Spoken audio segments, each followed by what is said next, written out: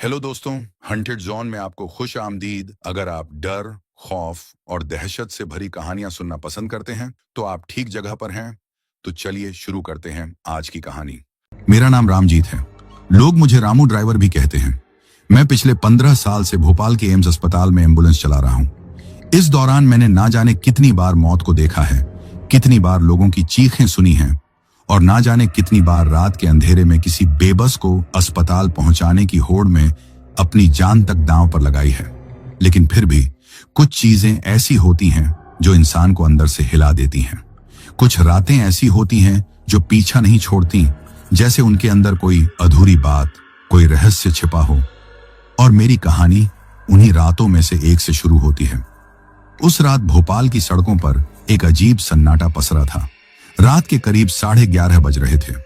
मैं अस्पताल की पार्किंग में अपनी एम्बुलेंस की सीट पर बैठा ऊँघ रहा था। जून का महीना था, लेकिन उस रात हवा में एक अजीब सी ठंडक थी। ऐसा लग रहा था जैसे कुछ होने वाला हो। मेरे मोबाइल में धीमे धीमे अजीब दास्तान है ये बज रहा था और मैं अपने पुराने जमाने की यादों में खोया हुआ था। तभी वायरलेस पर एक आवाज गूंजी, रामजीत भाई, सीहोर रोड पर एक बड़ा एक्सीडेंट हुआ है, तुरंत निकलो। मैंने झटपट रेडियो बंद किया, बीड़ी बुझाई और इंजन स्टार्ट कर दिया। सायरन की आवाज जैसे रात के सन्नाटे को चीर रही थी। भोपाल की वो खाली सड़कों पर नीली लाल लाइटें लहराने लगी। सीहोर रोड भोपाल से कुछ बाहर की तरफ पड़ता है। उस रास्ते पर मैं कई बार जा चुका था, लेकिन उस रात जैसे हर मोड़, हर पेड़ कुछ अलग महसूस हो रहे थे। मुझे ठीक से पता नहीं, लेकिन गाड़ी चलाते हुए दिल थोड़ी देर के लिए तेज धड़कने लगा था। करीब 20 मिनट बाद जब मैं लोकेशन पर पहुंचा तो वहां का नजारा देखकर सांस अटक गई। एक सफेद स्कॉर्पियो सड़क के किनारे एक पेड़ से टकरा चुकी थी। कार पूरी तरह पिचक गई थी। सामने की सीट पर एक आदमी बेहोश पड़ा था और उसके बगल में एक लड़की की अधमरी हालत थी। मैंने जल्दी से स्ट्रेचर निकाला और पहले उस लड़की को संभाला। उसकी सांसें चल रही थीं, लेकिन बहुत धीमी।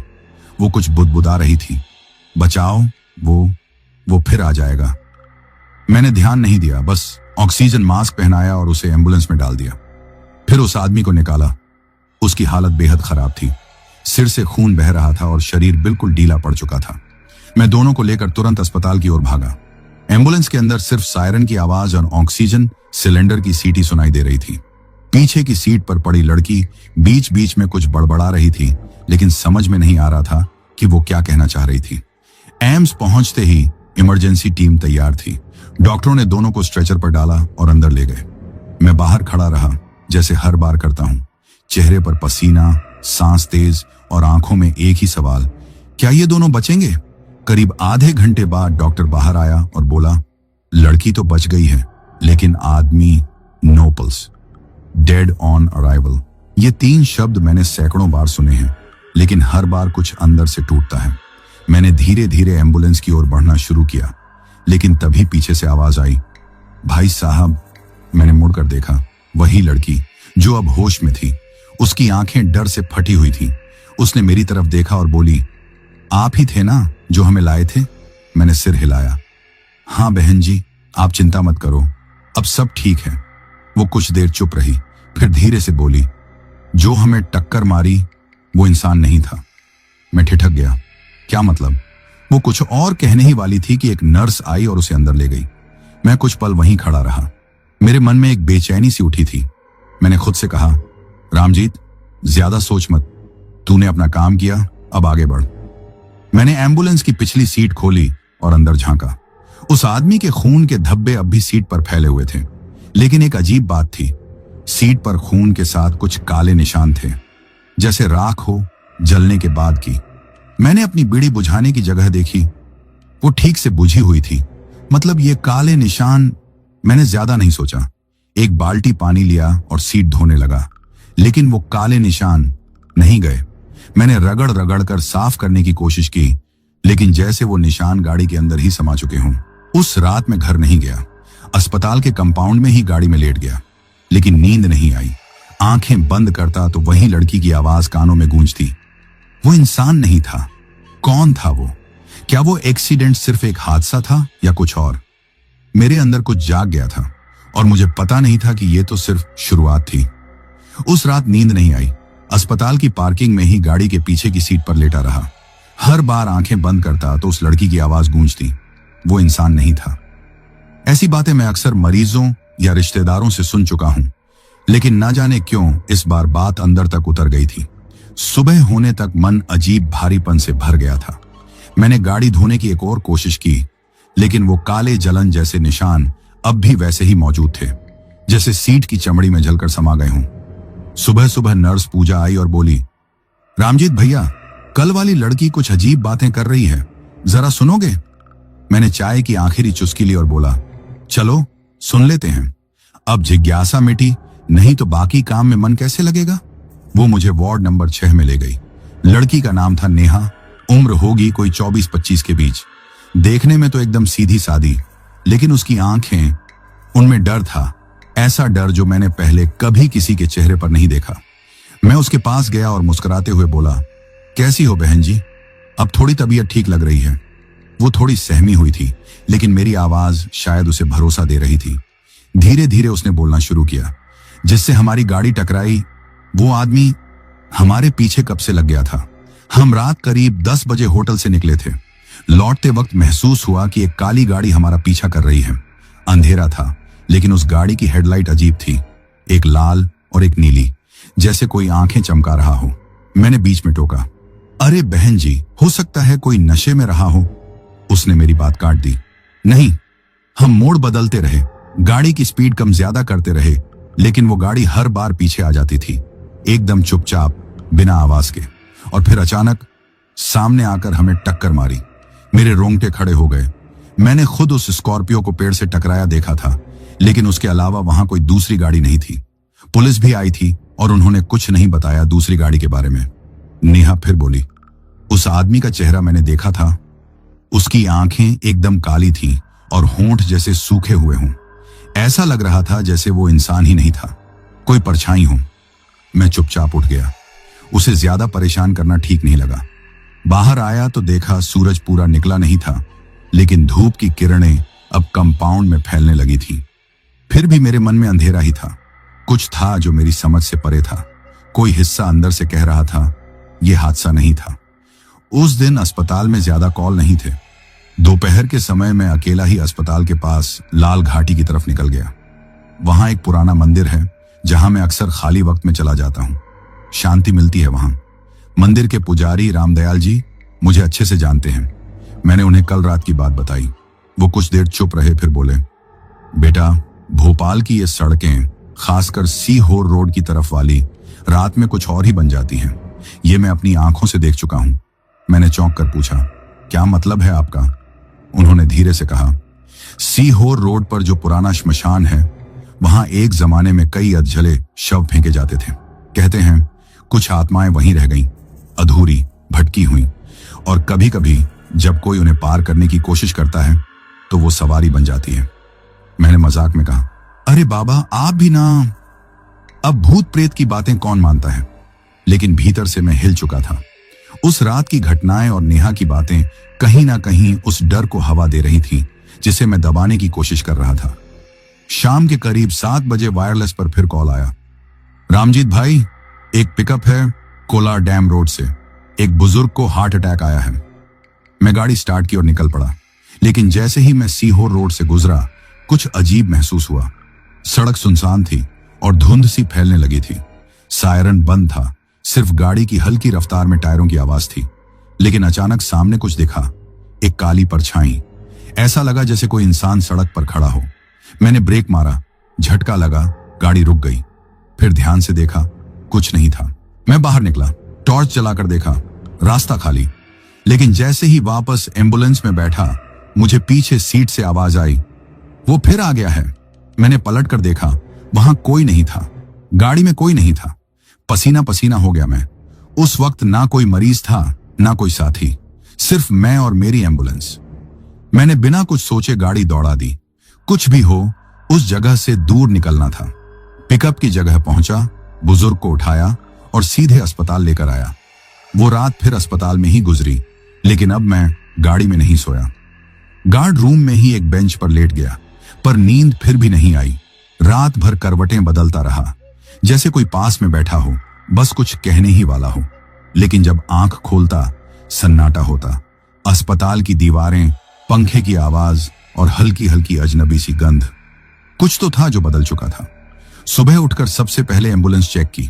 दरवाजे खोलते ही झटका सा लगा। सीट के ठीक पीछे अंदर की दीवार पर उंगलियों के निशान थे, काले जले हुए उंगलियों के। मैंने धीरे से उन निशानों पर हाथ फेरा और फिर झट से पीछे हट गया।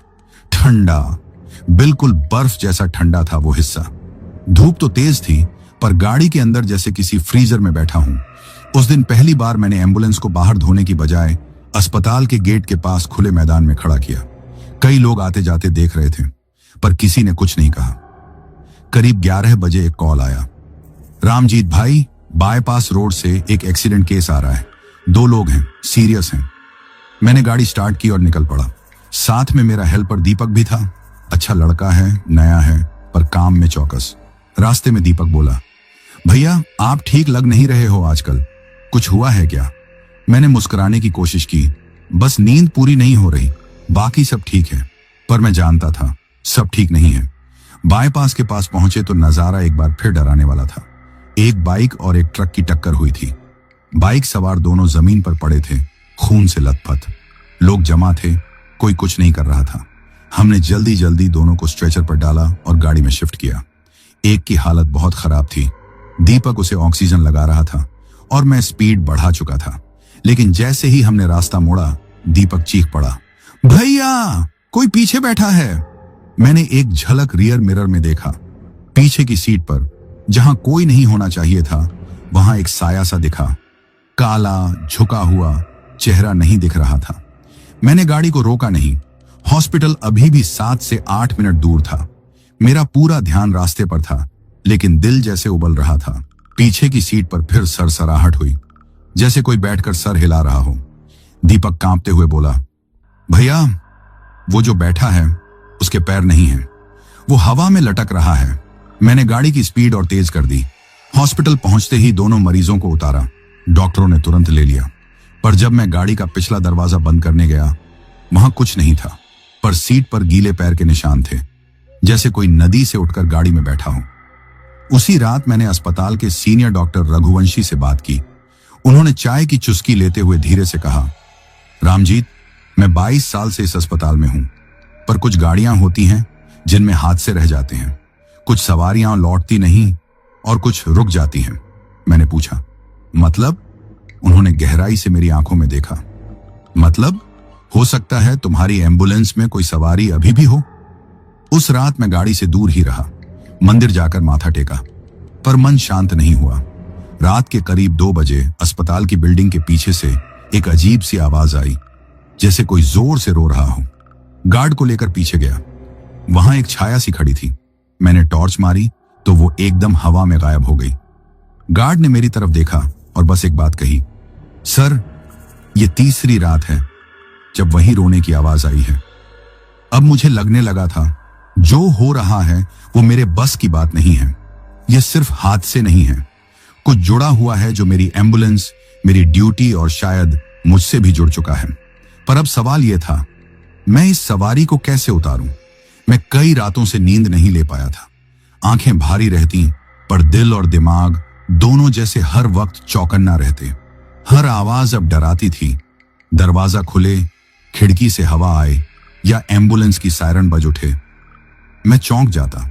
उसी हालत में एक दिन सुबह की ड्यूटी खत्म कर मैं अस्पताल के पुराने रिकॉर्ड्स चेक करने चला गया। वहां की लाइब्रेरी जैसी जगह है जहां पुराने एक्सीडेंट केस फाइल्स, रिपोर्ट्स और पुलिस एंट्री सब संभाल कर रखी जाती हैं। मैंने पिछले 1 साल के सभी एक्सीडेंट केस उठाए जिनमें मौत एम्बुलेंस में ही हुई हो। करीब 9 केस मिले, पर एक केस पर आकर हाथ थम गया। दिनांक 14 जुलाई, स्थान पालीगंज हाईवे, मृतक अंजलि देवी, उम्र 27, रोहित, उम्र 4। ये वही केस था जिसे मैंने अपनी पहली रात एम्बुलेंस चलाते हुए उठाया था, और वही जहां से ये सब शुरू हुआ। रिपोर्ट में साफ लिखा था, महिला की मौके पर ही मृत्यु हो गई थी। बच्चा गंभीर हालत में था, लेकिन अस्पताल पहुंचते ही उसकी भी मौत हो गई। मैंने रिपोर्ट बंद की, पर मेरे हाथ कांप रहे थे। इस केस की फाइल में एक फोटो भी थी, धुंधली सी, पर उसमें वही बच्चा था जिसकी उंगलियां मेरी सीट पर दिखी थीं। मैंने उसी वक्त डिसाइड किया, पालीगंज हाईवे जाऊंगा, उसी जगह जहां एक्सीडेंट हुआ था। अगले दिन छुट्टी ली और अकेले बाइक से निकल पड़ा। रास्ता लंबा नहीं था, लेकिन मन भारी होता जा रहा था। गांव के लोग रास्ते में दिखते, पर सब कुछ अजीब शांत था। कोई आंख में आंख डालकर नहीं देखता। पालीगंज पहुंचकर पूछताछ शुरू की। एक चाय वाले से बात की तो उसने नाम सुनते ही चुप्पी साध ली। थोड़ी देर बाद बोला, साहब, वो औरत तो मर चुकी थी, पर उसके साथ कुछ और भी गया था। लोग कहते हैं बच्चा सही से मरा नहीं था, कुछ था उसमें। मैंने पूछा, मतलब? वो धीरे बोला, मतलब कुछ कह नहीं सकते, पर जब उस एम्बुलेंस में उसका शरीर गया तो वो रात आज तक किसी ने नहीं भूली। रात को वहीं रुकने का सोचा। एक सस्ते से लॉज में कमरा लिया, लेकिन सोने से पहले ही खिड़की के बाहर कुछ अजीब देखा। एक साया जो सीधा मुझे देख रहा था। भागा नीचे, देखा कोई नहीं। अगले दिन वापसी के समय एक बार फिर उसी एक्सीडेंट वाली जगह से गुजरा। रुक गया। सड़क के किनारे अब भी ब्लैक निशान थे, जैसे आग जली हो, और वहीं एक छोटा सा लाल कपड़ा पड़ा था, बच्चों का रुमाल जैसा। मैंने झुककर उठाया और तभी एक अजीब सिहरन पूरे शरीर में दौड़ गई। मेरे कानों में किसी बच्चे की फुसफुसाहट सुनाई दी, पापा चलो ना घर। मैंने पीछे देखा, कोई नहीं था। उस शाम जब अस्पताल पहुंचा तो एम्बुलेंस अपनी जगह से थोड़ी हिली हुई मिली। किसी ने स्टार्ट भी नहीं की थी, फिर भी उसका बोनट गर्म था, जैसे अभी अभी चलाकर कोई आया हो। मैंने दीपक से पूछा, गाड़ी किसी ने चलाई क्या? वो बोला, नहीं भैया, आप ही तो चाबी लेकर गए थे, दिन भर यहीं खड़ी थी। मैं अब समझ गया था, जो साया है वो सिर्फ मेरी गाड़ी तक सीमित नहीं रहा, अब वो मेरे पीछे पीछे चलने लगा है। उसे कुछ अधूरा रह गया है, कुछ ऐसा जो उस रात पूरा नहीं हुआ, या फिर कोई वादे जैसा जो निभाया नहीं गया। और अब शायद मैं ही उसकी आखिरी उम्मीद हूं। उस रात के बाद मैं टूट गया था। हर रोज की नींद जैसे किसी ने छीन ली थी। खिड़की, दरवाजा, बत्ती सब बंद होते हुए भी ऐसा लगता कि कोई है, कोई जो देख रहा है। मैंने डिसाइड किया, अब एम्बुलेंस नहीं चलाऊंगा। अस्पताल के मैनेजर से मिला, सर तबीयत ठीक नहीं है, कुछ दिन छुट्टी चाहिए। वो समझदार था, बोला, रामजीत तू 1 महीने की छुट्टी ले ले, गाड़ी कोई और संभाल लेगा। मेरे चेहरे पर थोड़ी राहत आई। मैं गांव लौट गया। कुछ दिन घर पर रहा, खेत देखा, बगिया देखी, लेकिन जो डर दिल में था वो नहीं गया। अंधेरा होते ही वही आवाजें, वही साया, और अब तो कभी कभी मेरे सपनों में भी वही बच्चा आ जाता, हाथ फैलाए, कहता, पापा मुझे घर ले चलो। शरीर कांप जाता। एक दिन शाम को फोन आया, रामजीत भाई, दीपक नहीं रहा। मैं सन्न रह गया। कैसे? उसी एम्बुलेंस में था, किसी केस को ले जा रहा था। बीच रास्ते में हार्ट अटैक हुआ, अस्पताल पहुंचने से पहले ही मर गया। फोन हाथ से गिर पड़ा। दीपक, जो कभी डरता नहीं था, जो हंसी में बातों को उड़ा देता था, वो ऐसे कैसे जा सकता है? मैं वापस अस्पताल गया। लोगों की आंखों में डर था। कोई एम्बुलेंस के पास तक नहीं जा रहा था। गाड़ी वहीं खड़ी थी, दरवाजा आधा खुला, सीट पर वही पुरानी खरोंचें, लेकिन अब एक और नई बात, डैशबोर्ड पर खून के छींटे। कोई साफ नहीं करना चाहता था। मैनेजर मेरे पास आया, रामजीत हम सबको तू ही चाहिए, तू ही इस गाड़ी को जानता है, और अब दीपक भी नहीं रहा। मैं मना करना चाहता था, दिल कह रहा था नहीं, लेकिन आंखों में दीपक का चेहरा घूम गया। मैं भाग नहीं सकता था। अगली रात मैंने फिर से वही यूनिफॉर्म पहनी, चाबी हाथ में ली, गाड़ी का दरवाजा खोला। वो जानी पहचानी कट-कट आवाज फिर आई। बैठा, इंजन स्टार्ट किया। गाड़ी एकदम से चालू हो गई, जैसे वो मुझे ही चाहती हो। पहली रात फिर से शुरू हुई। केस मिला, एक एक्सीडेंट मरीज जिसे लोधी मोड़ से उठाना था। मैं गाड़ी लेकर पहुंचा। सड़क एकदम सुनसान थी, सिर्फ पुलिस की एक जीप और एम्बुलेंस की रोशनी। मरीज को स्ट्रेचर पर डालकर जैसे ही मैं एम्बुलेंस में घुसा तो एक साया एक कोने में बैठा दिखा, छोटा, झुका हुआ बच्चा। मैंने आंखें मल कर दोबारा देखा, कोई नहीं था। रास्ते में मरीज बार बार बोल रहा था, बचाओ बचाओ, कोई मुझे पकड़ रहा है। मैंने पीछे देखा, कुछ नहीं, पर गाड़ी की खिड़कियों पर धुंध थी, और उस धुंध में 2 उंगलियों के निशान, जैसे कोई अंदर देखना चाहता हो। अस्पताल पहुंचे। मरीज को उतारा गया, लेकिन जैसे ही मैं वापस लौटा तो देखा मेरी सीट पर कोई बैठा था, सफेद कपड़े में, गर्दन झुकी हुई। बच्चा नहीं, अब एक औरत थी। मैं डर के मारे बाहर भागा। स्टाफ आया, चेक किया, कोई नहीं था। उस रात नींद नहीं आई। मैं समझ गया था अब सिर्फ बच्चा नहीं, उसकी मां भी मेरे साथ है। शायद दोनों कुछ चाहते हैं, शायद मैं ही अकेला बचा हूं जो उन्हें समझ सकता है। अब मैं हर रात उसी गाड़ी में होता हूं। हर केस के साथ कोई ना कोई निशानी जुड़ती है, पर अब मैं डरता नहीं। अब मैं जानना चाहता हूं आखिर ये सब शुरू क्यों हुआ। क्या अधूरा है जो अब भी इन रूहों को चैन नहीं लेने दे रहा। कई रातें बीत चुकी थी, अब डर से ज्यादा जिज्ञासा थी। अब मैं समझना चाहता था कि कौन है ये बच्चा और उसकी मां, क्यों बार बार मेरी गाड़ी में लौट आते हैं। एक रात अस्पताल की कैंटीन में बैठा था, थक चुका था। तभी एक बूढ़ा सिक्योरिटी गार्ड आया, सफेद बाल, झुकी कमर, लेकिन आंखों में कुछ ऐसा जो अब तक किसी और में नहीं देखा। उसने मेरी तरफ देखा, बोला, तू ही है ना रामजीत, जो उस एम्बुलेंस को चलाता है। मैंने धीरे से सिर हिलाया। वो बैठ गया, बोला, मुझे सब याद है जो उस रात हुआ था। मैं चौंक गया। आप वहां थे? उसने चाय की एक चुस्की ली और बोला, हां, मैं था उस रात की चौथी ड्यूटी पर, जब पहली बार वो बच्चा उस गाड़ी में लाया गया था। उसकी आंखें धुंधली हो गईं, जैसे अतीत में झांक रहा हूं। वो केस कुछ अलग था। एक्सीडेंट नहीं था, आत्महत्या भी नहीं। बच्चा मरा हुआ था, लेकिन शरीर पर एक भी चोट नहीं। और मां पूरी तरह पागल हो चुकी थी। कहती थी, मेरे बेटे को एम्बुलेंस वाले ने ले लिया। बार बार यही दोहराती थी। डॉक्टरों ने कहा मानसिक संतुलन खो बैठी है। उसे उसी एम्बुलेंस में भेजा गया था, मानसिक अस्पताल। पर रास्ते में वो रुक गया। क्या हुआ रास्ते में? मैंने पूछा। उसने मेरी तरफ देखा। वो औरत रास्ते में गायब हो गई। मैं सन्न रह गया। गायब? मतलब? दरवाजा अंदर से बंद था। ड्राइवर कहता रहा कि उसने बीच रास्ते में कोई ब्रेक नहीं लिया, लेकिन जब गाड़ी अस्पताल पहुंची तो औरत वहां नहीं थी। सिर्फ उसकी साड़ी का एक टुकड़ा सीट पर पड़ा था और दरवाजे पर खून की 2 उंगलियों के निशान, वही निशान जो मैंने खुद देखे थे। उसके बाद, बूढ़ा बोला, वो एम्बुलेंस अजीब हो गई। कभी सीटी अपने आप बजने लगती, कभी इंजन खुद चालू हो जाता। कई बार मरीज कहते, उन्हें कोई सफेद औरत दिखती है गाड़ी में। मैंने उससे पूछा, क्या उस बच्चे का नाम या पता किसी को पता चला था? उसने सिर झटक दिया।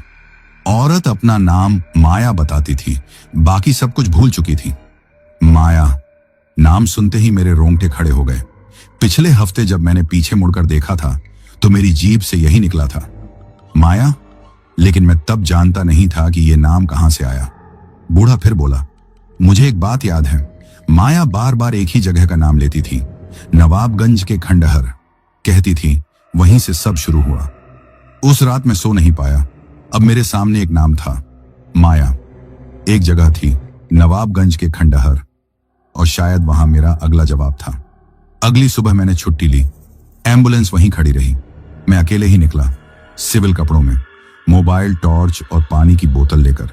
नवाबगंज शहर से थोड़ा बाहर, जंगल के पास कुछ टूटे फूटे मकान, एक पुराना स्कूल और कुछ लोग जो अब वहां नहीं रहते। मैं जब वहां पहुंचा तो सब कुछ वीरान था। पेड़ों की झुरमुट में एक टूटी हुई हवेली जैसी जगह दिखी। यही होगा खंडहर। जैसे ही मैं अंदर गया, वहां एक अजीब सी ठंडक थी, जैसे वक्त यहां रुक गया हो। दीवारों पर बच्चों की उखड़ी तस्वीरें, एक पुराना झूला और बीच में एक कमरा। अंदर घुसते ही लगा जैसे किसी ने मुझे देख लिया। कमरे की दीवार पर कोयले से लिखा था, मुझे वापस ले चलो। मेरे हाथ कांपने लगे। मैंने जेब से टॉर्च निकाली और कोनों में रोशनी की। तभी किसी ने मेरे कान के पास फुसफुसाया, पापा। मैं पलटा, कोई नहीं। लेकिन अब समझ आ गया था, ये सिर्फ आत्माएं नहीं थी, ये अधूरी कहानियां थीं। कोई था जो सच्चाई बताना चाहता था। नवाबगंज से लौटते वक्त मेरे दिमाग में बस वही शब्द गूंज रहे थे, मुझे वापस ले चलो। किसे वापस ले जाना है? क्यों? रास्ते भर कुछ समझ नहीं आया, लेकिन एक बात तय थी, ये मामला बस कोई सामान्य आत्मा की कहानी नहीं है। इसमें कुछ ऐसा छिपा है जो किसी ने अब तक छुपा रखा था। अगले दिन अस्पताल पहुंचा। सुबह की ड्यूटी नहीं ली, सीधा रिकॉर्ड रूम चला गया। पुराना कमरा, जहां हर रोगी, हर घटना, हर एम्बुलेंस कॉल की फाइल रखी होती है। अंदर एक अधेड़ उम्र का बाबू बैठा था। नाम था घनश्याम। मैंने धीरे से पूछा, घनश्याम जी, एक केस ढूंढना है, कोई 10-12 साल पुराना। उसने मेरी तरफ बिना देखे कहा, नाम? मैं बोला, एक औरत, नाम था माया, मानसिक रोगी थी, एम्बुलेंस में भेजा गया था, लेकिन रास्ते में गायब हो गई। घनश्याम चौंक कर मेरी तरफ देखने लगा। तू रामजीत है? मैं थोड़ा घबराया। हाँ, पर आपको कैसे पता? वो चुप हो गया, फिर उठा, पुराने रैक में गया।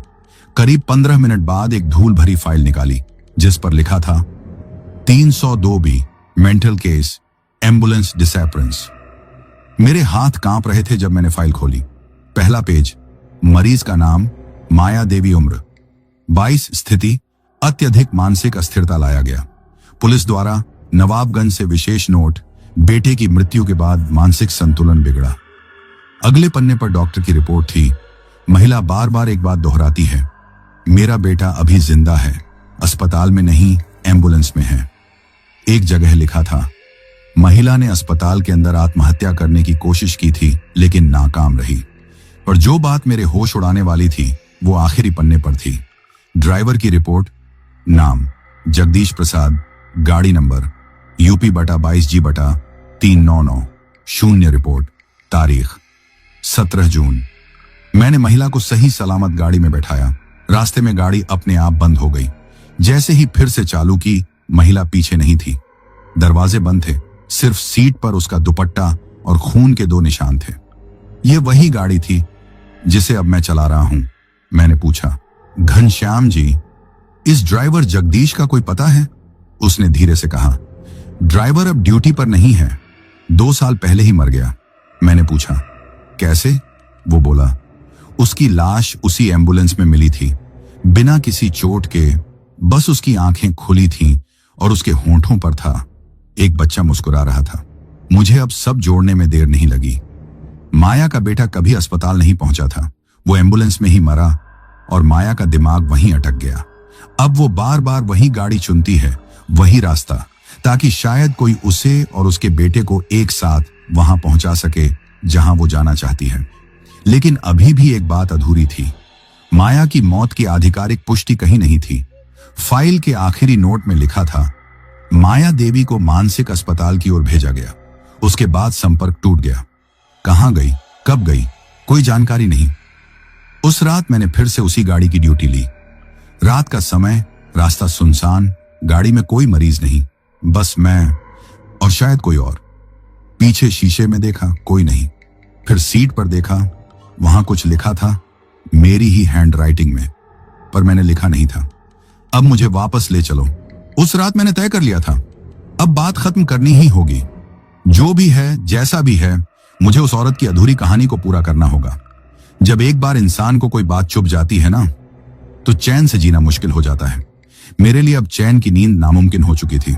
ड्यूटी पे पहुंचा तो जग्गू ने पूछा, आज फिर वही गाड़ी? तू ठीक तो है ना? मैं बस मुस्कुरा दिया।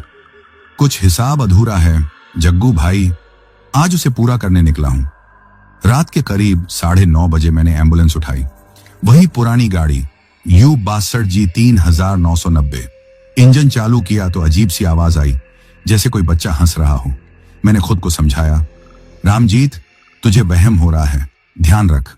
मैंने गाड़ी बिना मरीज लिए चलानी शुरू की। रास्ता वही लिया, नवाबगंज वाला। क्यों? क्योंकि पहली बार वहीं से केस आया था, और अगर मुझे माया की कहानी पूरी करनी है तो शुरुआत वहीं से करनी होगी जहां से सब शुरू हुआ। रात के अंधेरे में वो रास्ता और भी डरावना लगता है। सड़क सुनसान, सिर्फ मेरी गाड़ी की लाइटें और सामने दूर दूर तक कुछ नहीं। लेकिन अचानक गाड़ी के भीतर ठंड बढ़ने लगी, पसीना सूख गया। मैंने शीशा चेक किया, सब बंद। फिर पीछे देखा, कोई नहीं था, पर सीट पर फिर वही शब्द उभर आए थे, अब मुझे वापस ले चलो। मैंने गाड़ी रोक दी। सामने देखा तो एक बोर्ड था, पुराना नवाबगंज मानसिक अस्पताल, 3 किलोमीटर। एकदम झटका लगा। मैंने तो कभी ये रास्ता लिया ही नहीं। ये रास्ता तो 2010 में बंद कर दिया गया था, वहां अब कुछ भी नहीं था। फिर ये बोर्ड क्यों? पर मन नहीं माना। गाड़ी मोड़ी और उस बोर्ड के रास्ते चल पड़ा। 3 किलोमीटर की दूरी जैसे 30 किलोमीटर बन गई। जंगल के बीच से रास्ता गुजर रहा था। सड़क टूटी फूटी, पर मेरी गाड़ी बिना झटके के चली जा रही थी, जैसे कोई अदृश्य ताकत उसे रास्ता दिखा रही हो। और फिर एक वीरान सा बड़ा सा गेट सामने आया। उस पर जंग लगा था, पर नाम अब भी पढ़ा जा सकता था, मानसिक आरोग्य केंद्र नवाबगंज। मैंने गाड़ी रोकी, हिम्मत करके गेट खोला, अंदर गया। घुप अंधेरा, पर जैसे ही अंदर दाखिल हुआ, गाड़ी अपने आप बंद हो गई। शरीर सुन्न। एक पल को लगा जैसे कोई मेरे बगल में आकर बैठ गया हो। मैंने घबराकर इग्निशन चालू किया, गाड़ी नहीं स्टार्ट हुई। और तभी पीछे से किसी औरत की आवाज आई, अब सही जगह है ना? मैंने धीमे से गर्दन घुमाई, कोई नहीं था, पर सीट पर एक औरत की परछाई दिखी। उसी के बगल में एक बच्चा, और दोनों मुझे देखकर मुस्कुरा रहे थे। फिर औरत बोली, अब मुझे डर नहीं लगता। गाड़ी अपने आप चालू हुई, एक्सीलरेटर दबाए वो आगे बढ़ने लगी। अस्पताल के भीतर एक बड़ा सा बरामदा आया, जहां कभी मरीज रखे जाते थे। वहीं एक टूटे पलंग पर गाड़ी अपने आप जाकर रुकी। औरत और बच्चा उतर गए। उन्होंने मेरी तरफ देखा और फिर धीरे धीरे गायब हो गए। बस हवा में एक आखिरी आवाज गूंजी, शुक्रिया रामजीत। मैं वहीं कुछ देर बैठा रहा। ना डर लगा, ना हैरानी हुई, बस दिल हल्का हो गया। ऐसा लगा जैसे कोई बोझ उतर गया हो। उस रात मैं वापस आया। गाड़ी उसी तरह चल रही थी जैसे कुछ हुआ ही ना हो। सुबह डिपो पहुंचा तो जग्गू ने पूछा, क्या हुआ? मैं मुस्कुरा दिया, अब सब ठीक है। लेकिन कहानी अभी पूरी नहीं हुई थी, क्योंकि फाइल 302B में एक और नाम था। एक नर्स जिसने माया को आखिरी बार देखा था और जिसने अचानक नौकरी छोड़ दी थी। नाम था सुशीला देवी। अब मुझे उसे खोजना था। जब मैं अगली सुबह उठा तो तन से ज्यादा मन थका हुआ था, पर अब रास्ता साफ था। अब सिर्फ एक नाम था जो मेरी नींद, मेरा सुकून सब खा गया था।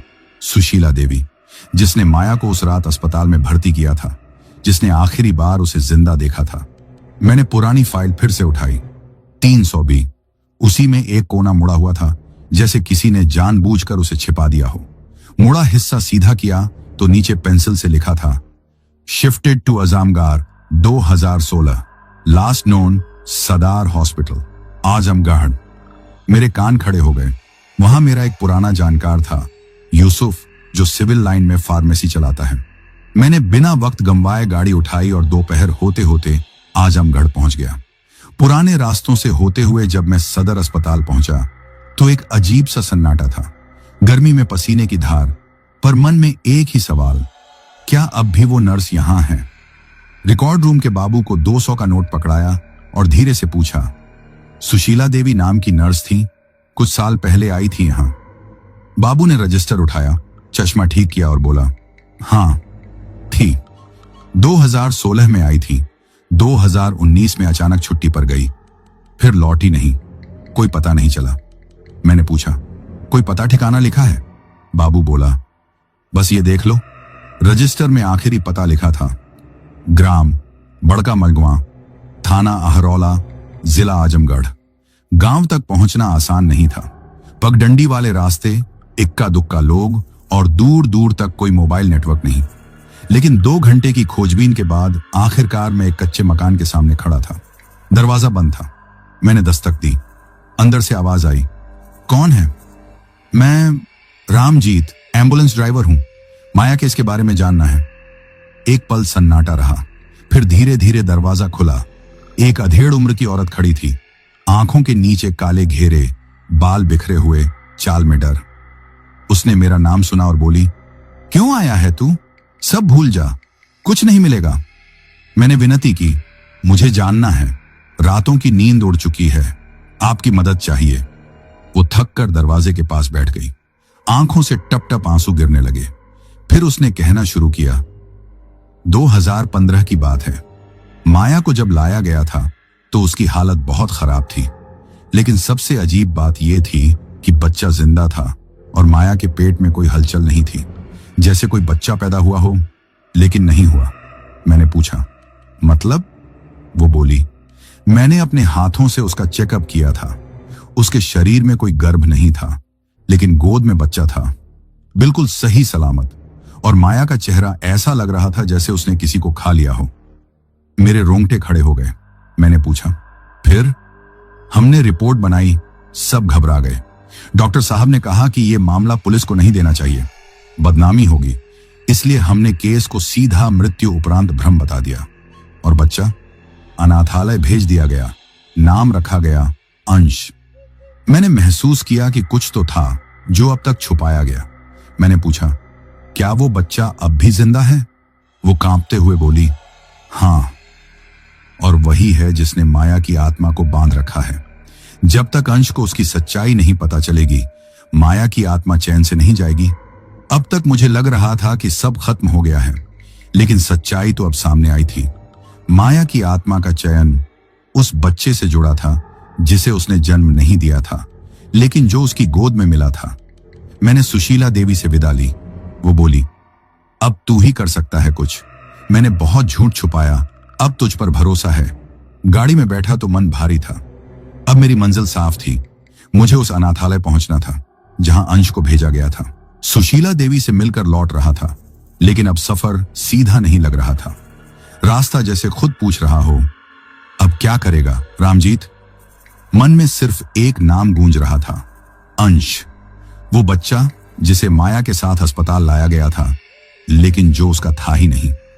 सुबह होते होते मैं बलिया के पास के एक पुराने मिशनरी अनाथालय में पहुंचा, जहां उस वक्त अंश को भेजा गया था। दरवाजे पर तख्ती थी, शांति निकेतन बाल गृह। सामने एक बूढ़ा गार्ड बैठा था। मैंने उससे पूछा, भाई, अंश नाम का कोई बच्चा यहां रहता है क्या? वो मेरी तरफ घूरते हुए बोला, बहुतों के नाम अंश जैसे होते हैं, तुम कौन हो? मैंने धीरे से कहा, मैं उसे जानना चाहता हूं। मैं उसे माया के साथ अस्पताल लाया था, ड्राइवर था उस रात का। गार्ड कुछ पल शांत रहा, फिर बोला, एक बार अंदर माताजी से मिल लो, सब बताएंगी। मैं सीधा उस बूढ़ी सिस्टर मैरी के पास गया जो इस अनाथालय को चलाती थी। अंश? हाँ, वो अब यहां नहीं है, उन्होंने कहा। दिल धक से रह गया। तो फिर कहां गया? मैंने घबरा कर पूछा। 5 साल पहले एक आदमी उसे गोद ले गया था, सरकारी प्रक्रिया से नहीं, कुछ निजी माध्यम से। पता भी फर्जी निकला बाद में, हम कुछ नहीं कर पाए। मैंने पूछा, उस आदमी का नाम पता है? सिस्टर बोली, नाम तो बताया था, हरिश्चंद्र प्रसाद, पर कोई रिकॉर्ड में मौजूद नहीं, और अंश के बारे में तब से कोई खबर नहीं। अब कहानी फिर धुंधली होने लगी थी, पर तभी सिस्टर ने एक छोटा सा डब्बा मेरे सामने रखा। ये अंश की कुछ चीजें हैं जो यहीं रह गई थी, उन्होंने कहा। मैंने डब्बा खोला। अंदर एक छोटा सा खिलौना ट्रक था और एक पुरानी फोटो। उस फोटो में एक औरत थी, शायद माया, और उसके साथ एक साधारण से चेहरे वाला आदमी। पर हैरानी की बात यह थी कि उसके गले में वही लॉकेट था जो माया के मरने के बाद उसके शव के पास मिला था। मैं ठिठक गया। ये कौन है? मैंने पूछा। सिस्टर बोली, हमें नहीं पता, शायद वो आदमी जिसने अंश को गोद लिया। अब एक चीज साफ थी, जिस आदमी ने अंश को गोद लिया वो माया को पहले से जानता था, या शायद माया उसे जानती थी, लेकिन उस वक्त पहचान नहीं पाई। मैंने फोटो अपने पास रखी और अब सीधे गया उस अस्पताल के पुराने रजिस्टर की कॉपी देखने, जहां माया को लाया गया था। पुरानी एंट्री में जब मैंने गहराई से देखा तो एक कोना हाथ आया, विजिटर नेम हरीश चंद्रा प्रसाद, रिलेशन अननोन। माया की हालत खराब थी उस रात और शायद होश में नहीं थी, पर कोई था जो उससे मिलने आया था और कुछ दिन बाद अंश को गोद ले गया। अब मेरे सामने जो तस्वीर बन रही थी वो और भी भयानक थी। हो सकता है अंश को माया ने जन्म न दिया हो, लेकिन उसे माया की गोद में डालने वाला कोई अपना था, शायद कोई जो अंश को एक माध्यम बनाना चाहता था। मैं वापस अपनी गाड़ी में बैठा और अब मेरे सामने 2 सवाल थे। एक, हरिश्चंद्र कौन है? दूसरा, वो अंश को क्यों गोद लेना चाहता था? गाड़ी चल रही थी, लेकिन मन में वही लॉकेट घूम रहा था, फोटो में वही चेहरा, शायद वही आदमी जिसने माया की मौत की असल वजह बनाई थी। अब कहानी सिर्फ माया की आत्मा की नहीं थी, अब यह उस बच्चे की भी थी जिसे किसी ने इस्तेमाल किया। शायद माया उसे बचाने आई थी और शायद अब मुझे भी उसी को बचाना था। फोटो जेब में रखकर मैं सीधा बलिया के उत्तर में बसे उस गांव की तरफ चला जिसका नाम रजिस्टर के पीछे हल्के पेंसिल में लिखा था, चौरधारी। नाम पहली बार सुना था, गूगल मैप पर भी ढंग से नहीं आया। पास के पेट्रोल पंप पर पूछा तो एक बूढ़ा आदमी धीरे से बोला, उधर नहीं जाना बेटा, उस जगह का नाम लेना भी लोग पसंद नहीं करते। मैं चुप रहा। वो बोला, बहुत साल पहले वहां से बच्चे गायब होते थे। पुलिस आई, छानबीन हुई, लेकिन कुछ मिला नहीं। फिर एक बाबा आए जिन्होंने कहा कि वहां की जमीन ही अपवित्र है। उसके बाद गांव वीरान हो गया। मैंने पूछा, हरिश्चंद्र प्रसाद उस गांव में रहता है क्या? बूढ़े ने मेरी तरफ देखा जैसे मैंने कुछ गलत कह दिया हो। फिर धीरे से बोला, अगर वो नाम वहीं से जुड़ा है तो संभल कर जाना बेटा। मैंने गाड़ी स्टार्ट की। रास्ता टूटा फूटा था। चारों तरफ ऊंची झाड़ियां, सुनसान खेत और खंडीली बाड़ें थीं। फोन की नेटवर्क जा चुकी थी। सामने एक पुराना लकड़ी का बोर्ड दिखा, चौड़धारी ग्राम पंचायत। नीचे कोई नेल पॉलिश से लिखा था, जो आए वापस न जाए। मैं मुस्कुराया। चलो रामजीत, अब तो यही बचा था। गांव में दाखिल होते ही एहसास हुआ कि यहां वक्त थम गया है। दरवाजे टूटे हुए, खिड़कियों पर जंग, दीवारों पर अजीब लाल निशान। सड़क के किनारे एक मंदिर था जिसकी मूर्तियां आधी जली हुई थीं। मैंने हॉर्न बजाया, कोई जवाब नहीं। एक टूटी सी चौपाल के पास रुककर मैंने एक आवाज लगाई, कोई है? कुर्सी पर बैठा एक बूढ़ा आदमी धीरे धीरे उठकर मेरी तरफ आया। उसकी आंखें लाल थीं और गला फटा हुआ। उसने पूछा, काहे आए हो यहां? मैंने सीधा कहा, हरिश्चंद्र प्रसाद को ढूंढ रहा हूं। उसका चेहरा एकदम सख्त हो गया। मत पूछ उसका नाम। वो आदमी यहां का नहीं था, लेकिन यहां की मिट्टी से जुड़ गया था। मैंने धीरे से पूछा, अंश नाम का बच्चा क्या यहां कभी लाया गया था? उसने मेरी आंखों में देखा और कहा, उसने बच्चों को लाने की आदत बना ली थी। उनके साथ कुछ करता था जो आज तक कोई समझ नहीं पाया। अब मेरे रोंगटे खड़े हो गए। क्या मतलब? मैंने पूछा। वो आदमी बोला, हरिश्चंद्र कोई आम आदमी नहीं था, कुछ तंत्र करता था। उसका दावा था कि उसे पुनर्जन्म का राज मिल गया है और उस राज की कुंजी होते हैं अनाथ बच्चे। उसे एक ऐसा बच्चा चाहिए था जो मां से जुड़ा हो पर मां के बिना पैदा हुआ हो। ऐसा ही कोई, जैसे अंश। मेरे हाथ कांपने लगे। यानी अंश सिर्फ गोद लिया बच्चा नहीं था, वो उसकी तपस्या का हिस्सा था। मैंने पूछा, अब वो कहां है? बूढ़ा बोला, पता नहीं। वो कई साल पहले खुद को गांव के बाहर वाले कुएं में समर्पित कर गया, लेकिन लोग कहते हैं वो आज भी कभी कभी दिखता है और तब गांव में फिर कोई बच्चा गायब हो जाता है। अब मेरे लिए ये सिर्फ खोज नहीं रही थी, अब ये एक जिम्मेदारी बन चुकी थी। मैं उस कुएं की तरफ बढ़ा जो गांव के बाहर था। रास्ता इतना सुनसान था कि हर कदम पर लगता था कि कोई पीछे पीछे चल रहा है। कुएं तक पहुंचते पहुंचते सूरज ढलने लगा था। आसमान पर अजीब सी गुलाबी लकीरें थीं। कुएं के पास एक पुराना लकड़ी का मचान था। उस पर किसी ने कोयले से लिखा था, मां के बिना आया है, मां को ही पाएगा। मैं समझ गया, हरिश्चंद्र सिर्फ तांत्रिक नहीं था, वो शायद माया का अपना कोई था, या शायद वही जिसने माया को मारा ताकि बच्चा मुक्त हो जाए। अब सवाल था, क्या अंश अब भी जिंदा है? और अगर है तो कहां? मैं वापस गाड़ी की तरफ बढ़ा ही था कि अचानक पीठ के पीछे से किसी बच्चे की धीमी सी आवाज आई, अंकल, आप मुझसे मिलना चाहते थे ना? मैंने घूम कर देखा। एक बच्चा खड़ा था, शायद 7 साल का। चेहरे पर वही मासूमियत, पर आंखें एकदम सूनी। मैं वहीं जम गया। तुम अंश हो? मैंने डरते हुए पूछा।